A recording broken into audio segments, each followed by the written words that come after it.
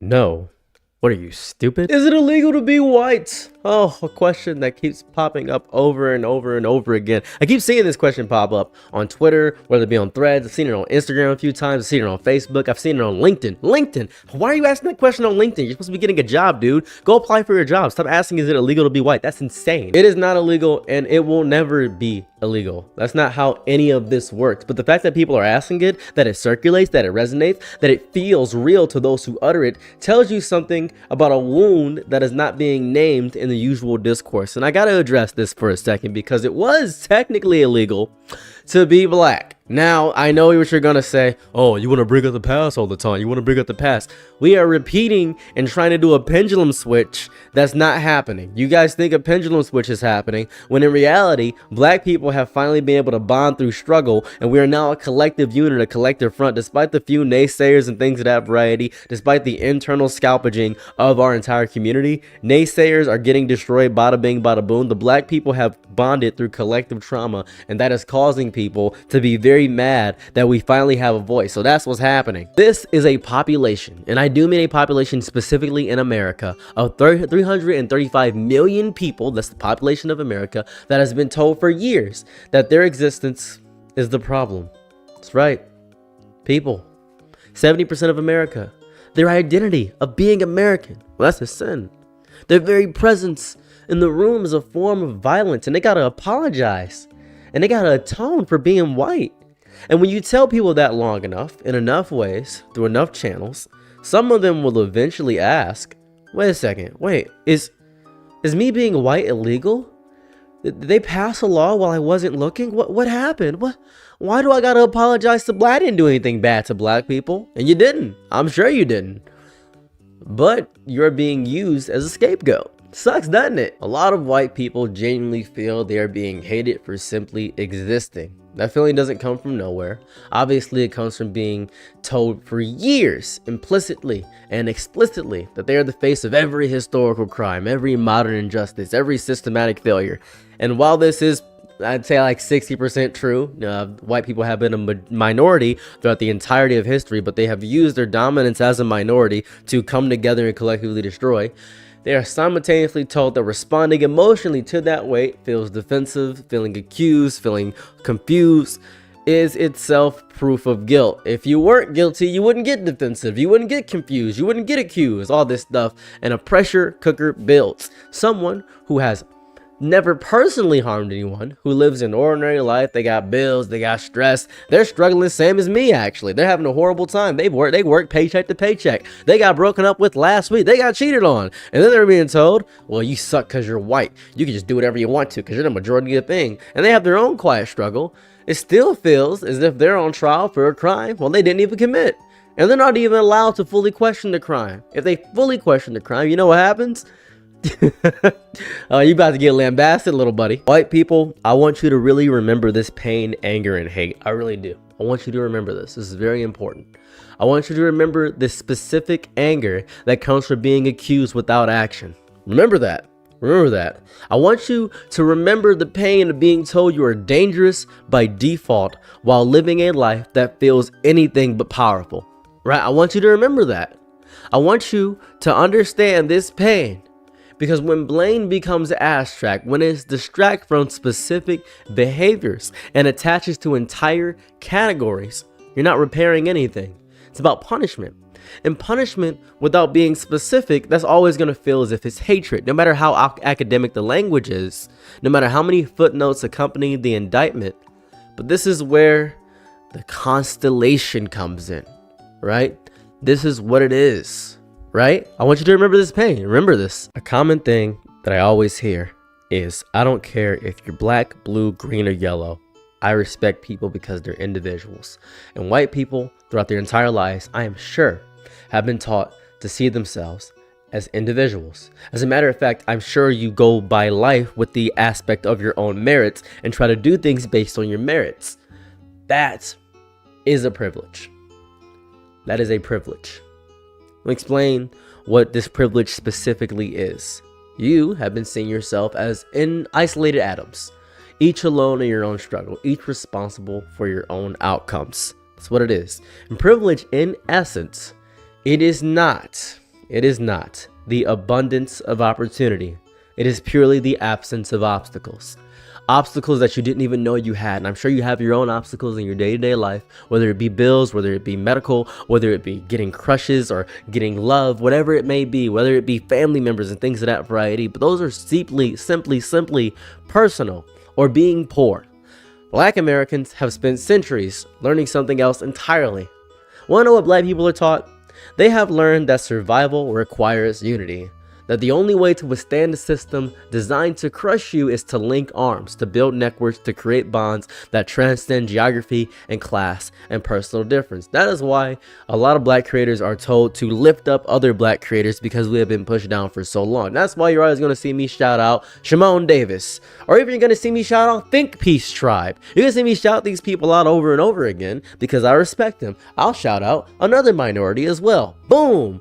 Instagram. Onikora, Bot Bing, Bada Bing, Bada Boom. You're going to see me shout out so many other people. You're going to see me shout out thousands and thousands of people, because that is unity. That is coming together. That's what it is. It's impressive. We have to create bonds that transcend geography and class and personal difference, but because white people feel as if they're individuals in every aspect, there is no deep unity, so they feel as though the entire bulk of black people are attacking specifically them. It is selfish in a way. In that very same breath, I do believe in the idea of the individual. I do. See, from the Universal Negro Improvement Association's call for racial solidarity in the 1920s, which gave hope and a sense of shared purpose to black communities across the country, to the prison rebellions of the 1970s, where black and Puerto Rican inmates formed interracial human chains and declared that the only solution was unity, to the Million Man and Million Women marches of the 1990s, where hundreds of thousands gathered, not around policy demands, but around the simple radical act of showing up together. Throughout American history, black Americans have built solidarity as a necessity, not as the deep luxury that many people think it is. This is a necessity upon being black. When I speak, however much I despise it and not like it, I am speaking as a person in the black community, for the black community, because my actions represent the black community, because the unity bonded through struggle that I have, whether I want it to or not. That is the aspect of having power and being a voice in this space as a black person. That is what happens. That's the reality of the situation. Whether you want to dress it up with fancy words and call me an individual, that's perfectly fine and dandy. I love being an individual, but I'm still black. I'd love to be a human first, but I'm not. I'm black first. And that's how people will view me, and that's how the world is right now. And I understand it. And this unity is so lived. So lived. It is the church basement after a funeral. It is the network of cousins who pool money for a down payment that help me out. It is the understanding that when one falls, others reach down. That's what it is. The durable, quiet infrastructure of collective survival forged in the crucible of shared struggle. That's what it is. And this is what happens in the white's imagination for math, and I'm going to explain it real fast. How are 13% of the population responsible for 60% of the crimes? A fun falsehood that I've heard most of my life is pretty fun, but 13%, please focus on that number for a moment. That is the appropriate share of the US population that is black. 13%. A number that on paper, all very much on paper, that should feel small. 13%? Man, dude, that's the age of consent in China, I think. That's disgusting. It is 13. Boom, 13%. It's easy to ignore. And yet, when that 13% moves together, 13% of 335 million people, think about that. When it organizes, when it speaks, when it demands, what happens? It can feel like everyone. It can feel overwhelming. It can feel to those watching from the outside as if it's a tidal wave. Now, I grew up primarily in Detroit, Michigan, where 70% of our population is black people. Look at that, 70% of our population is black people. That's a lot of black people in this area. That's a crazy amount. I didn't really have the knowledge of 13% for a large part of my life because I never Googled it. I just assumed most people were black in America because, well, hip-hop is the biggest form of music. I was watching a lot of BET growing up, and pretty much everybody that I knew was black. That's kind of how my life operated for a long time. Really didn't hang out with white people till I was about maybe 13, 14. Realistically, it took a second. It took a long second for me to really hang out with them. Unity amplifies. 13% of the population acting in unison has more impact than 50% acting as isolated individuals. That is the power of the constellation. And for white Americans who have been raised on the mythology of individualism, who have been taught that success comes from pulling yourself up alone, tying yourself up by the bootstraps, that asking for help is weakness, and community is such an optional thing, watching that community in action can produce something unexpected. That emotion that you're feeling, that white people are illegal, that is fear. You may think it's a fear of violence, a fear of retaliation. That is not true. It's a deeper fear. A fear that you don't even know exists. It's the deeper fear of being out organized. The fear of waking up one day and realizing that the world no longer revolves around you and the rules are changing. The game you thought you understood has been fundamentally altered while you weren't paying attention. You may get angry at African American festivals. You may get angry at black only spaces. You can get angry at these things. This is the fear that political scientists call white anxiety about shifting demographics. The sense that the ground is moving, that the old certainties are crumbling, that the future belongs to people who look different and talk different and have different priorities. Strange. And this is where people in their mind get the idea of white genocide. Oh, it's a white genocide. We're losing out. This is crazy. I believe America, in totality, may be the only place realistically where white people are the biggest majority. I believe that is it. America might just be the only place realistically. Maybe Canada, but Canada has the population of California. Canada's entire population is that of California. Did you know that? I discovered that and I thought to myself, Canada's way bigger. Strange, that's just weird. If you ask the average white person, research shows that many white Americans perceive racial progress as coming at their expense. They see scholarships for black students, hiring programs aimed at diversity, equity, and inclusion, political representation that finally reflects the population, and they experience these not as these corrections to historical injustices. It's a loss. So what's happening for them? Something is being taken from them, something they never explicitly own, but they always assumed was theirs by default. The comfort of being the center, the unspoken privilege of never having to think about race because race was just, well, normal. Funniest thing someone ever said to me, and I say this a lot, it's so funny. He may be black, but he has the heart of a normal person. And that is the funniest thing I've ever heard. It's so funny out of context. It's hilarious. But this is where scapegoat logic rots everything away, because instead of attacking mindsets, systems, incentives, and structures, the actual machinery of harm, people grab the nearest human symbol and unload everything into them. That's what happens. I am not obviously every black person, right? You know this, but one person becomes a stand-in for everything. One white guy can become a stand-in for colonialism, capitalism, police brutality, history itself, the same way one black person gets turned into a statistic, a stereotype, a cautionary tale. To the public eye, and I mean this realistically, I'm so serious when I say this, not to me, but it's to the public, we are not individuals.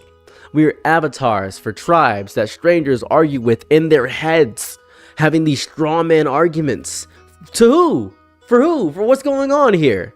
That's what happens. Black people get this in bulk, constantly in ways that are loud and brutal and sometimes lethal. One viral clip becomes permission to generalize millions of lives. Oh, see, this is all black women act. Oh, this black man is violent, so all of them must be violent. This is real. That is devastating. That is a violence that never stops. But acknowledgement does not magically erase the reality that white people experience their own version of dehumanization, right? Both can exist. One that operates through moral suspicion overall, this psychological isolation. And we get police violence, but you guys got mental stuff. You guys have the privilege of struggling mentally. Isn't that fun? It's the slow erosion of belonging rather than the sudden shock of a bullet. Both are symptoms of the same disease, the refusal to treat people as people before treating them as symbols. It's the same exact thing. It's horrifying, and I hate seeing it. I really do. It's a horrifying thing, and the more we try to villainize and destroy and detest each other, the more the system at the top gets really happy, because it's a race war brought on us by them, and they continually push this race war over and over again with engagement with farming metrics and bots over and over again. And I'm sure the first person who asked that question, is it illegal to be white, must have resonated with somebody, but it must have been thought up by a bot. Must have been. Another thing I'd like to touch up on is the aspect of white friendships. Now, this is very specific, and I'm pretty sure you may not even know about this, but a lot of white friendships are quietly built on how prejudiced someone is willing to be. A loyalty test. It's a deep loyalty test, and it's always humorous. It's closeness measured by how far the slur leash can be extended, how much disrespect is tolerated as proof of trust. Give you an example. He lets me say the N-word. He's cool. Ever heard that before? My Asian friend and I trade slurs. It's equal. I call him this and he calls me white trash. Think of that. Inside a sealed friend group with shared context and consent, people negotiate their own rules. And that's their business, honestly. The insanity comes from pretending those micro agreements scale to society. But that's where the insanity comes in. That's where the craziest part comes in. The public does not share your intimacy, your tone, your history, your intent. To the average person, it looks insane. Exporting that behavior outward towards everyone, it turns personal dynamics into this weird cultural permission slip. I got an N-word pass from my friend. Want to point this out? That's in your friend group. That's in your friend group. For people who absolutely do not have the same understanding or restraint, you're going to get punched. Like, that's just what's going to happen. That's a social consequence. They're going to get an assault charge. You could get them with a fine. They're going to get 6 months probation, some anger management classes. That's what's going to happen. But that's, you can't actually take that out of the friend group. I'm discovering in totality of people that nobody wants solutions. They don't. People want vindication. They want to feel righteous more than they want things to improve, using race as this blunt weapon, as it feels good because it simplifies the world into villains and victims, 2 V's, and they can be swapped depending on who's talking. Once that happens, everything dies. Empathy dies, reason dies, sympathy dies. Empathy requires detail, and detail, well, that's going to destroy a slogan. Let's take, for example, breakfast, the most important meal of the day. That's not true. That's a slogan. Make America great again. America has never been realistically great. It's been pretty good. Never been really great for everybody, but it's been great for a particular class of people that are rich. You are sold on slogans and propaganda, and you think you're not getting propagandized, but you are. You sold the idea of the nuclear family, of the power, of old money. You were never that class. People have always struggled. That's how it's been. If you look anywhere in history, you will see a bunch of people. The majority of people are basically always struggling, but the top that write the movies and do all the fun and be the Hollywood stars, they live in the world that is separate from where we are. That's what it is. It's horrifying. The result is a culture where white people feel hunted for existing. And nobody's hunting you. It's just the constant drumbeat of accusation, the instant catalog of sins that they are told to carry, the relentless framing of their identity as inherently problematic. All of it acclimates into a genuine sense of siege. And black people, well, they feel hunted for breathing. Because they literally are.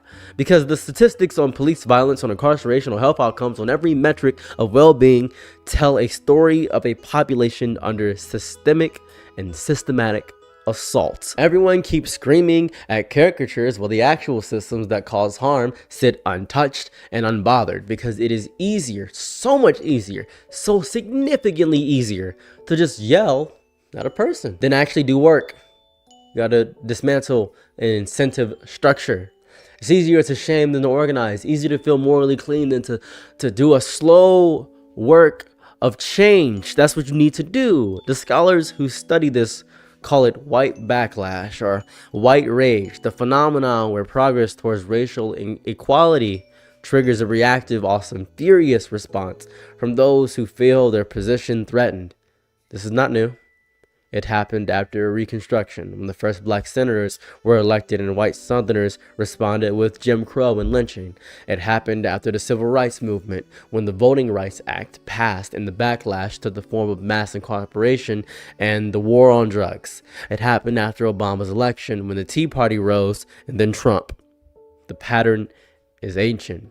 progress, then panic, then punishment, over and over again. The punishment always lands on the people who are already carrying the weight. That is the tragedy of the cycle. The people who built the constellation, who spent centuries learning to link arms and survive together, become the targets of a rage they did not create, aimed at a future they are simply trying to inhabit. If people actually cared about justice, they would attack ideas, behavior, and power with precision.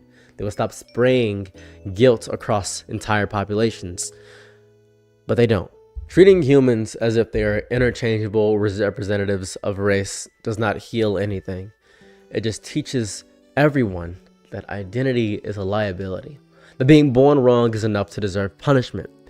That is exactly how you guarantee resentment, backlash, and a future that looks precisely like the past everyone claims to hate.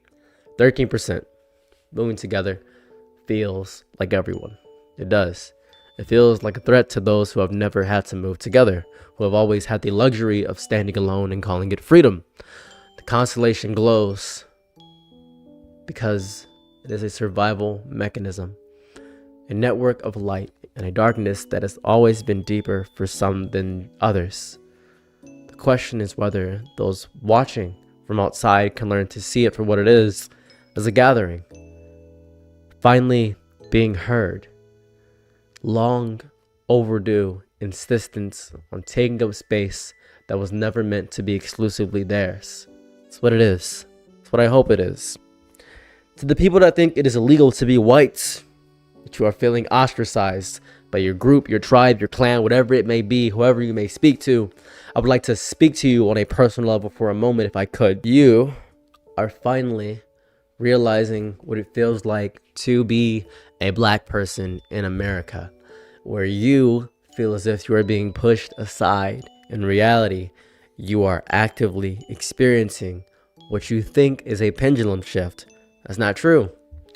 This is just, we have been together. We finally have the network to talk to each other over and over again. That one black guy in your small town can talk to every other one black guy in that small town. You still talk to your friends from high school? Probably not. But whenever I see another black person, I immediately get a sense of camaraderie. Whether I know them or not, we immediately lock in and talk to each other because we have a shared experience of shared trauma. That's what happened. We have been bullied into unity, and it's horrifying to witness that unity as a collective front sucks. That's what you're experiencing. It is not illegal to be white. I don't want to harp on your individualism in any capacity. I don't want to ruin this for you. This is life. It's the reality of the world. People exist outside of you. Horrifying reality, I know. But let me know if you feel ostracized and hated. You're not evil for being white, by the way. I just want to point that out. You're not evil. You're you. I don't want you to feel any less than you, if that makes any sense. In any case, thank you so much for checking out my video. Content like this is sponsored by viewers like you. If you wish to support me on Patreon, it's $1 a month. If not, hopefully you subscribe, comment, and like. I'm out. Peace. Bye. I'm your Nick and night, be my Laura. Happy to try what you need. Your world, I love to live in it. I love the ride when you're free.